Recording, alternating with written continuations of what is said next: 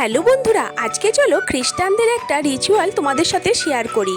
আমার মেয়ের school friend ফাস্টিনার এই রিচুয়ালটা হয়েছিল, তাই আমরা তাদের বাড়ি থেকে ইনভিটেশন পেয়েছিলাম। তাই চলে গেলাম সপরিবারে কলকাতায়। আমরা চার্চে গিয়ে পৌঁছাতে পারিনি, কারণ টাইমটা ছিল 10:30টার মধ্যে। তাই 10:30টার মধ্যে আমাদের যেহেতু সময় হয়ে ওঠেনি, আমরা লাঞ্চ টাইমে গিয়েছিলাম, আর সেটা ওদের 5 স্টার ক্লাবে পৌঁছেছিলাম। এখানে মেয়েটার সাথে কিছু আমরা ছবি টবি তুলে আনন্দ করে চলে গেলাম খাবারের কাছে। সেইখানে খাবার দাবারের আয়োজন ছিল বুফে সিস্টেম।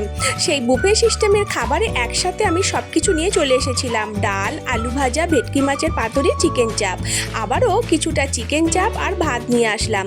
তারপরে আমের চাটনি, পাঁপড়, সন্দেশ, রসগোল্লা আর আইসক্রিম দিয়ে খাওয়া সমাপ্ত হলো।